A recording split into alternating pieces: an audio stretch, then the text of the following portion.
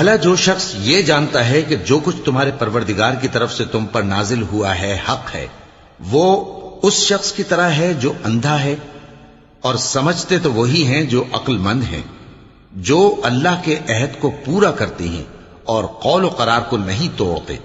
اور جن رشتوں کے جوڑے رکھنے کا اللہ نے حکم دیا ان کو جوڑے رکھتے اور اپنے پروردگار سے ڈرتے رہتے اور برے حساب سے خوف رکھتے ہیں، اور جو اپنے پروردگار کی خوشنودی حاصل کرنے کے لیے مصائب پر صبر کرتے ہیں اور نماز پڑھتے ہیں، اور جو مال ہم نے ان کو دیا ہے اس میں سے پوشیدہ اور ظاہر خرچ کرتے ہیں اور نیکی سے برائی کو دور کرتے ہیں،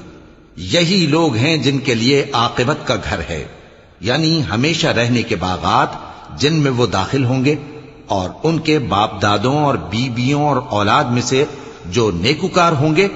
وہ بھی بہشت میں جائیں گے، اور فرشتے بہشت کے ہر ایک دروازے سے ان کے پاس آئیں گے اور کہیں گے تم پر سلام ہو، یہ تمہاری ثابت قدمی کا بدلہ ہے، اور عاقبت کا گھر خوب گھر ہے۔ اور جو لوگ اللہ سے پختہ عہد کر کے اس کو توڑ ڈالتے اور جن رشتوں کے جوڑے رکھنے کا اللہ نے حکم دیا ہے ان کو قطع کر دیتے اور ملک میں فساد کرتے ہیں، ایسوں پر لعنت ہے اور ان کے لیے برا انجام ہے۔ اللہ جس کا چاہتا ہے رزق فراخ کر دیتا ہے اور جس کا چاہتا ہے تنگ کر دیتا ہے، اور کافر لوگ دنیا کی زندگی پر خوش ہو رہے ہیں، اور دنیا کی زندگی آخرت کے مقابلے میں بہت تھوڑا سامان ہے۔ اور کافر کہتے ہیں کہ اس پیغمبر پر اس کے پروردگار کی طرف سے کوئی نشانی کیوں نازل نہیں ہوئی؟ کہہ دو کہ اللہ جسے چاہتا ہے گمراہ کرتا ہے، اور جو اس کی طرف رجوع ہوتا ہے اس کو اپنی طرف کا رستہ دکھاتا ہے، یعنی ان کو جو ایمان لاتے اور جن کے دل اللہ کی یاد سے آرام پاتے ہیں ان کو۔ اور سن رکھو کہ اللہ کی یاد سے ہی دل آرام پاتے ہیں۔ جو لوگ ایمان لائے